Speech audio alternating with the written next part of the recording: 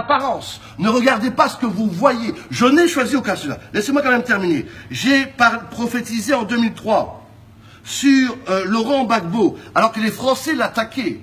J'ai prophétisé que Dieu allait le défendre, que Dieu allait combattre pour lui. Mais je lui ai dit avant de partir, faites attention, parce que l'ennemi va revenir vous attaquer. Et si vous n'êtes pas préparé, vous allez perdre. C'est exactement ce qui s'est passé à la lettre.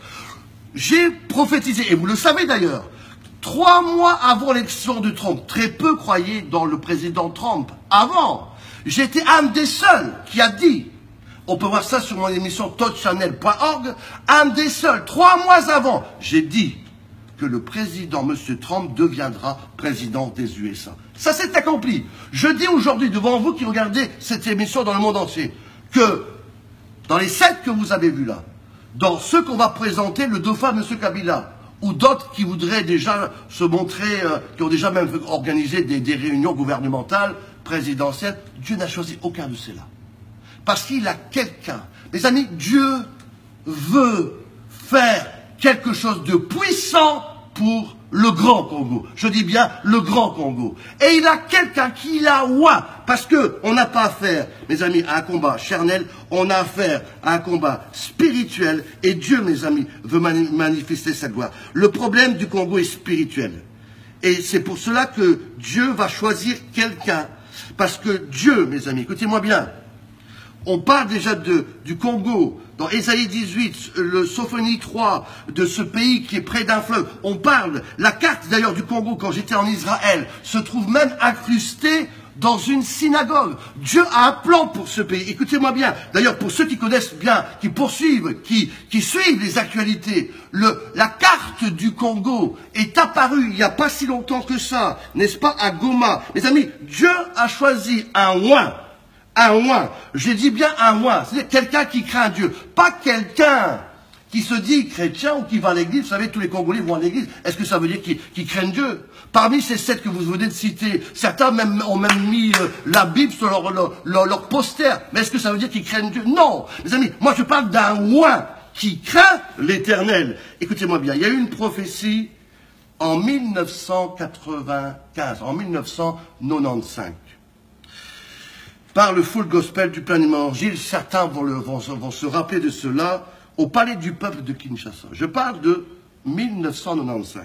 Un prophète américain nommé Meltari, d'origine indonésienne, a prophétisé une prophétie incroyable sur le pays du Congo. Il a dit ceci: dans 2 ans, le pays sera libéré, mais celui qui prendra le pouvoir après Mobutu sera tué. C'est exactement ce qui s'est passé.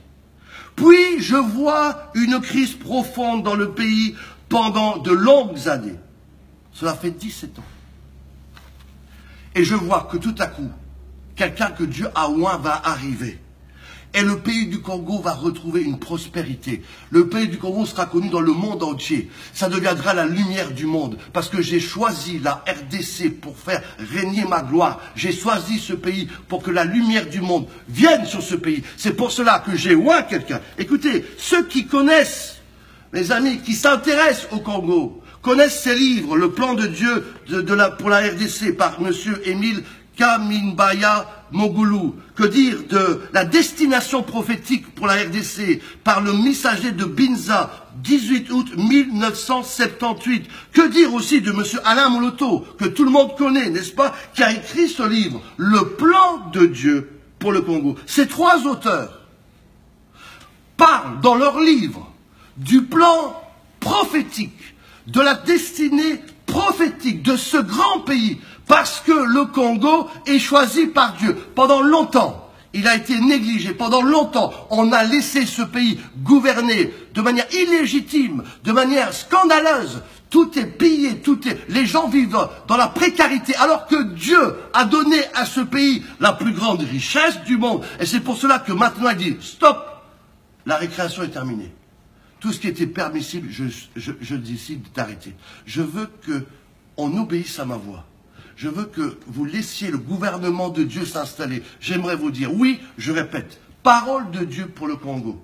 Tous ceux que vous avez vus à Genève et ailleurs, Dieu n'est pas là. Je n'ai choisi aucun de ces 7, va dire Dieu. J'ai choisi quelqu'un d'autre priez pour que cela s'accomplisse, priez pour que ceux qui ont eu des messages prophétiques de Dieu, comme Alain Moloto, comme les messagers, comme ces magnifiques livres, comme ce prophète Matari, s'accomplissent. Parce que c'est le temps de Dieu pour la RDC Congo. C'est le temps où Dieu veut faire manifester sa gloire de manière extraordinaire. Nous devons prier pour cela. Pour que le grand Congo prenne forme, nous devons prier pour que la volonté de Dieu se fasse. Non pas, premièrement, un dauphin, n'est-ce pas, de monsieur le président actuel, non pas un des représentants des sectes qui n'est pas la volonté de Dieu. Ne parlons pas de tous ces prétendants dans le monde entier qui se déclarent président du Congo. Mais de laisser, et d'ailleurs j'aimerais vous dire, pasteur Bobo, que ce n'est pas une opposition qu'on aurait en laissant un des sept gouverner. On aurait une continuation